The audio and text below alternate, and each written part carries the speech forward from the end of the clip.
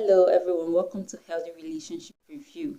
It's your girl Kafu Angela Gochuk. I'm super excited to be here again today. Thank you for liking my videos. Thank you for the subscription. Thank you so much. I really do appreciate. Okay, today we are going to be dealing on how to identify your ideal partner, part 2. Okay, if you've not seen the part 1, please rush down to my YouTube channel, click on how to identify your ideal partner, part 1, and do watch it. Okay, for today we're dealing on how to identify your ideal partner. Sorry. Okay, number 1 on my list is you should go for someone that loves God. Yes, go for someone that loves God. Someone that loves God, or you can also say someone that fears God. And when I say someone that fears God, we'll break it down in two ways. When we talk of fear, some people fear God in terms of phobia, having phobia for God, and some people fear God, and it's described as having reverence for God. So let me differentiate that. When you fear God as having phobia for God, it means you see God as a consuming fire or something of such nature. You're just scared of who God is. You don't really have the picture of the loving kindness and the personality of God. You don't really have that in your head. Okay, let me explain that further by giving this illustration. As kids, we dread our dad. So whenever we hear the sound of his car coming, everybody takes cover. Everybody wants to do the right thing at the right time. And he comes home sometimes, he meets some people reading their textbooks upside down. That's my elder brother. They'll reading your textbooks upside down. And it's like, what are you people doing?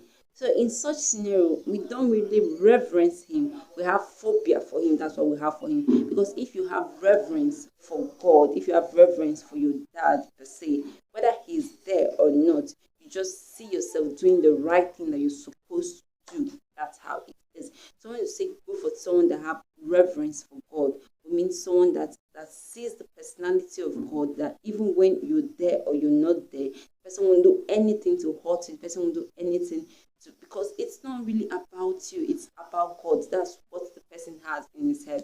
Okay, let's use another scenario. If we use Joseph in the Bible, when Potiphar's wife wanted him to sleep with him, he said to her, how can I do this great evil against God? So it wasn't necessarily about Potiphar, it wasn't about Potiphar's wife, it wasn't even about himself, because left to him, the flesh wanted that. But he said, how can I do this great evil against God? So that cannot be overemphasized. So go for someone that loves God, someone that has reverence for God, someone that won't do anything against you just because of God. You don't have to be there for them not to do that. They just know that God is there. So because God is there, they wouldn't do that. They wouldn't hurt you. They wouldn't do anything that would jeopardize the relationship. Okay, that's number 1 on my list. Number 2 on my list is you should go for someone that brings out the best in you. Yes, that cannot be overemphasized. You meet people in life, and it's either they help you advance or they bring you down. Those are the 2 categories of people you meet in life. So when you want to identify if this is God's ideal plan for you, if this person is your ideal partner, one thing you should check out for is, okay, so far I've been with this person. Does this person want to help me grow? Does this person want to see me progress? Does this person want to see me achieve more dreams? Because I've met some persons, they go into a relationship, and maybe months later I'm like, how far these your goals, your dreams, how is it going? And they're like, oh, I'm working on it though. I'm actually working on it. I'm working on it. Don't worry. A lot of things. And I'm like, are you serious? You wanted to do this thing with so much passion and so much zeal. They're like, moreover, self, my guy or my babe doesn't really see anything about, doesn't say anything good about these things. Are you kidding me? And you're still in that relationship. You should know that is not it for you. That is not it for you. It's very important you know that. That's why in my first video, the pattern on how to identify your partner, that reminds me, if you've not seen that video, it's high time you go ahead to see that video. You need to have something. You need to have a sense of value. You need to have a sense of value, because it's when you have a sense of value, that's when you know the right person that fits into it. If you meet somebody that puts you down, puts your dreams down, puts your goals down, sees it as trash, that no, this is not what you'll be going after, this is not what you'll be doing, you should know that that is a red flag for you. Because if it's someone that sees sees you as who you are, sees the best in you. The person wants to bring out the very best in you. So that's my point for today. Get something doing, get a life. Because if you have something doing, you can easily tell that this person is going towards my direction. But when you don't have a goal, when you don't have a life, anybody can just walk in and mess up your life. So check this out. It's very important. Does this person bring out the best in you? Does this person want you to advance? Does this person wants you to be great? The person might not have all the money to maybe foot the bills for that project, but the person is encouraging you when you're down. No, baby, you don't have to give up. See, when we talk about somebody being supportive, some person sees it generally as just being financially supportive. It can be morally supportive. Yes, you can pray for your partner. Exactly, you can pray for your partner. Some persons don't do that, but things are necessary. If you see your partner's goals and dreams, you keep praying for them to advance. And God hears prayers, God answers prayers. So check if this person is bringing out the best in you or not. It cannot be overemphasized. Okay, I'm kind of rushing this. We'll go to the next point. The next point is you should go for someone who is not selfish and self-centered. Don't go for someone who is selfish and self-centered. Please don't, because a lot of persons will make that mistakes of well, I've already poured in too much, so I cannot just give up now. Oh God, are you kidding me? You seriously have to be joking with me right now. The truth about this is, when you're in a relationship, it's a two-way thing. As you're pouring in, as you're pouring out, sorry, the other person is pouring into you. As the person is pouring out, you're pouring into that person. That is how it's supposed to be. But when you're in a relationship with someone that is selfish and self-centered, you discover that you're the only one pouring into that relationship. You're the only one giving your best to that relationship. And it drains you, because you, at the end of the day, you discover that you are empty. You have nothing else to give. And what happens in such scenarios when they discover that you are empty? They leave you. Yes, when you don't longer have anything to offer, they leave you. So that's why you need to be mindful of this. You keep pouring, and you say, okay, I've poured too much, I don't want to leave. The most funniest part of this thing is when they really see that love of their life, when they really see what they want. The truth is that they can just meet somebody within 3 months, they've married the person, and they've been dating you for like 15 years. You are now Lord of the Ring. Check it out, sister. Check it out, brother. It doesn't work that way. It doesn't work that way. So don't be in a relationship where okay, let me use myself as a case study. I once met a guy that told me that he wants me to be doing things for him. He just wants, when he tells me, do this, no matter what I'm doing, I jump up and I start doing that for him. He told me, when some people can be, guys in particular, they can be so honest with what they want. It's we ladies that we tend to be ashamed. We don't really know what we want. He told me to my face that he really wants me to be doing things for him, and once he says it, I'm up and doing that. That it makes him joyful. Okay. And I'm like, are you serious? So he said what, that he just needs to know what to do so that I will just be doing everything for him. I was like, are you serious? You're kidding, right? But you see, the truth is that they tell you these things, but because you are so blinded in love, you don't see it. It's maybe later on in the relationship or later on in the marriage that you now begin to see that, whoa, this person is so self-centered. So it has to be me. I have to do this for you. What about my needs? What about me? What about my people? What about my family? Oh, so you don't care about all of that. That is when all of that starts becoming a reality to you. When I saw that, I said, no, this is a red flag. This is a red flag. I don't have issues doing anything for you. But I also want to know that when I'm down, you got me. Yes, that's how it works. I also need to have that assurance that, see, once I'm down, this guy, this babe, she got me. So those are the things you look out for. Those are the things you look out for in order to identify that if this person is really God's will for your life, if this person is your ideal partner, check out, are they selfish and self-centered? And don't let love blind these things. Don't let love blind. Okay. Let me use this scenario for instance. You see a guy, he meets a lady, and it's like, I really really like you a lot, and I don't know if we can just see how it goes. If we can just be friends, so just see how it goes. If I'm the person you meet me as a leader and you tell me that, fine, no problem, let's see how it goes. In that kind of relationship, there is no commitment whatsoever. As you are my friend, so I have another guy that is also my friend. Yes. Some of us don't want to hear this truth because it pisses us off, but that is the truth. If you tell me I want a relationship with you, I ask you, okay, what kind of relationship do you want? Say a serious relationship. Okay, fine, let's do the serious relationship. If you want us to be friends, we can't just be friends, we can just be casual friends. So define what you want. Ladies, say what you want. If he says he just wants us to be playing around, say, babe, say, guy, look, presently, I'm 25, I'm 28. I don't have time to be playing around. If you had come when I'm 18, I would have had time to play around. Now I have somewhere going. I don't think I have all the time in the world to start playing around with you. And you mean what you say what you mean, and you work with it. Don't let nobody come and mess around with your life. Let's see how it's going. 5 years, 10 years, let's see how it's going. And you see somebody else within 2 days. It's already in his head. He has been telling you that the problem is, baby, there is no money. Baby, there is no money. That's why I've not done this thing yet. Once the money comes, and he meets somebody else within 3 months, and the money, where does the money come from? I begin to wonder. I thought he said there was no money. Oh my God. Sorry, but it's the hard truth. So you need to say what you mean. I mean what you say. Set your standards. No, this is not it for me.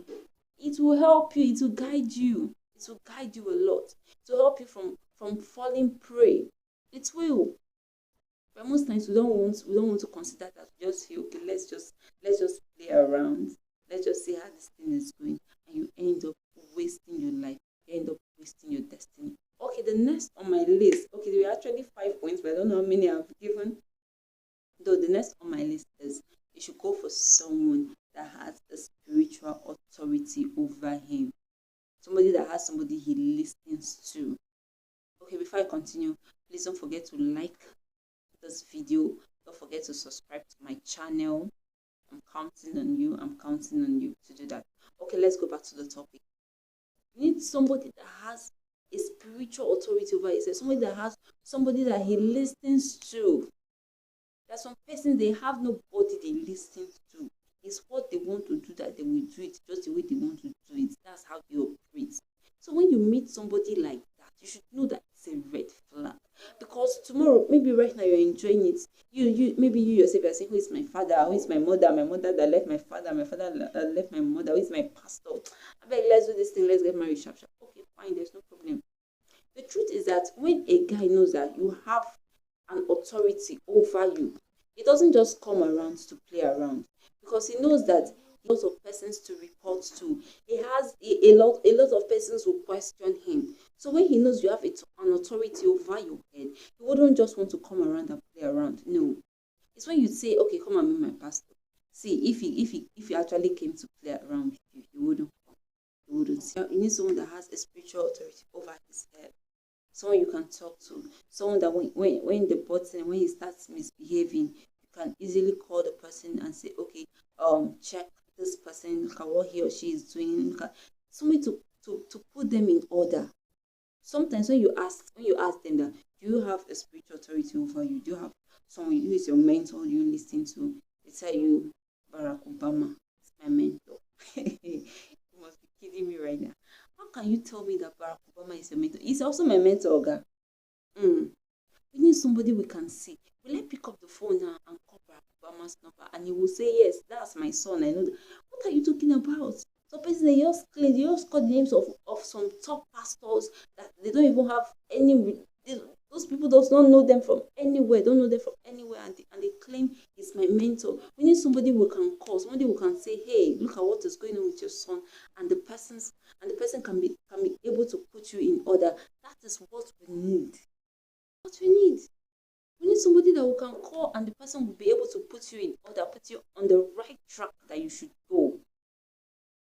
So check it. If this man has nobody he listens to, by the time the issues are tough, he will not listen to anybody. He will beat you up. He will mess you up. He would so mess you up. He he would. So I hope that's enough for that. Okay, the next on my list is go for someone that loves and respects you. Someone that has passion for you. Someone that knows that there are so many other girls out there, but you are okay for me. Someone that knows that there are so many guys out there, but you are enough for me. Someone that should I use the word literally somebody that adores you? Yes, I think that word would be better. Someone that sees you as his best. Someone that sees you as her best. Please go for such a person.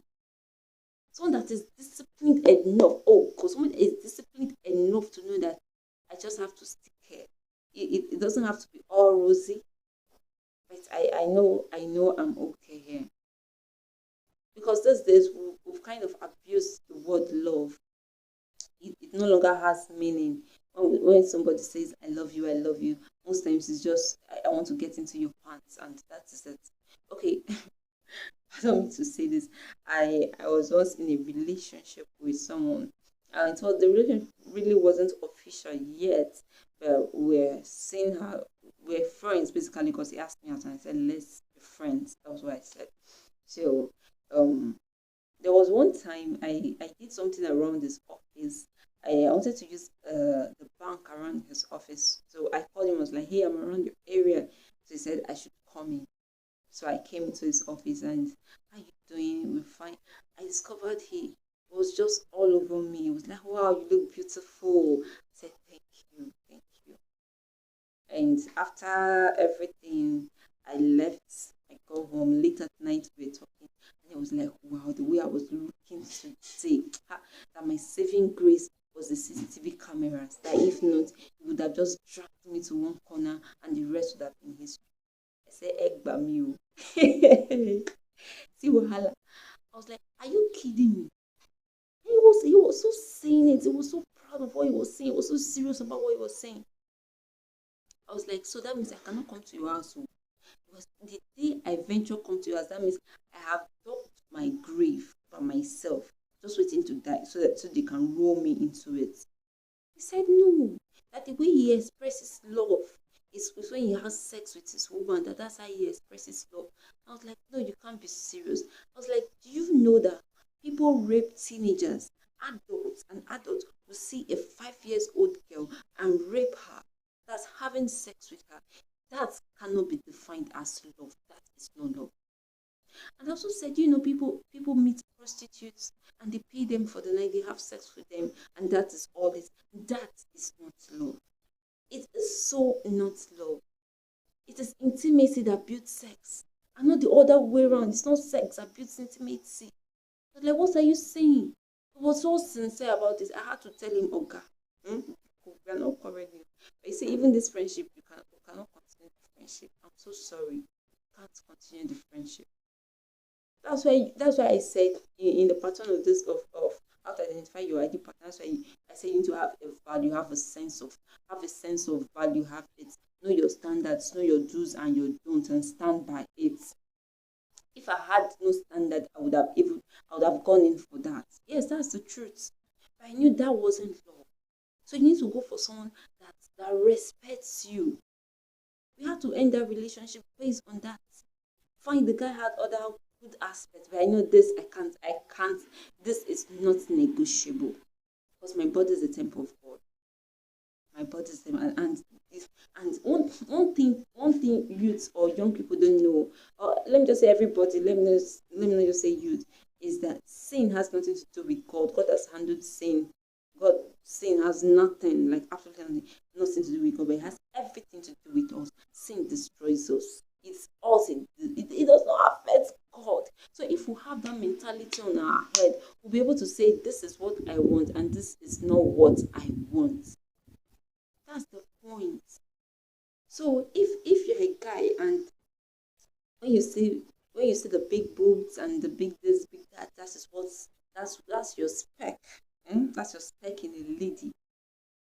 And you just see that and you just move into the person and you want a committed relationship.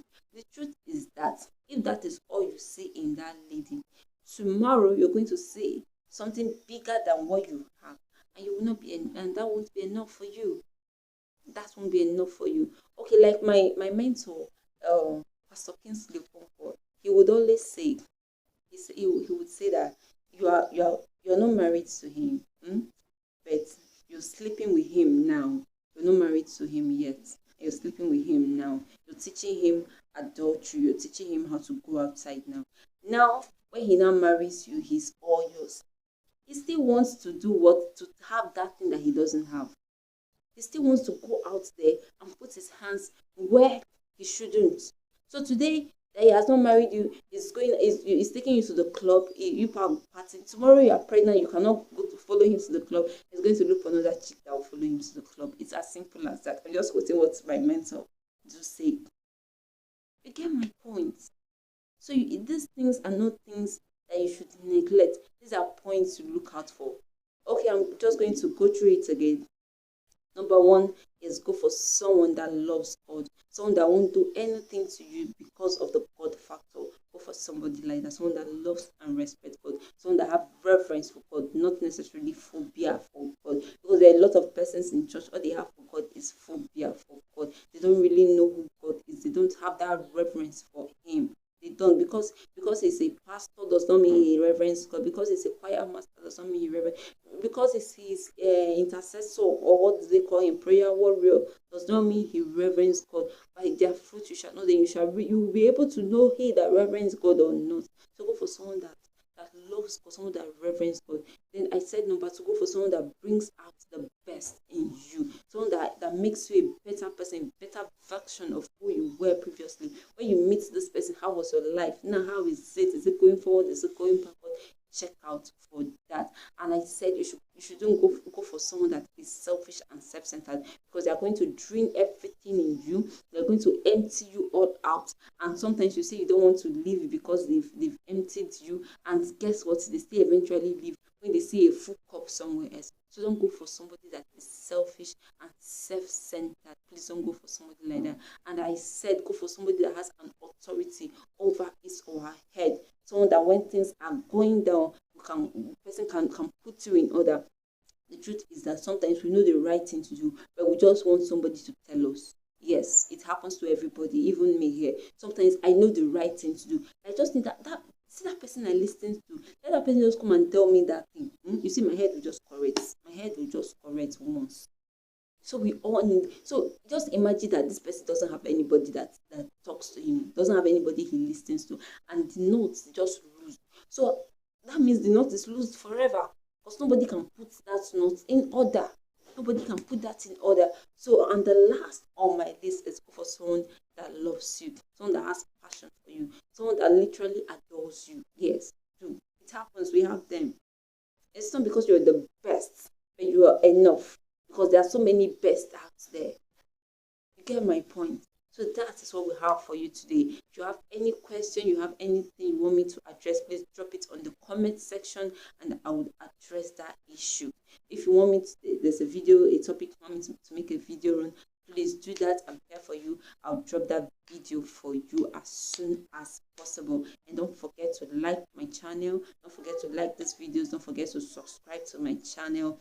Don't forget to do that. I'm counting on you to do that. And if you love this video, if of course it's a blessing to you, you love it, don't forget to like. Just click the like button, click the subscription button, and hit on the notification button to get more notification on more videos. Thank you so much. I really appreciate your time and your effort. God bless you.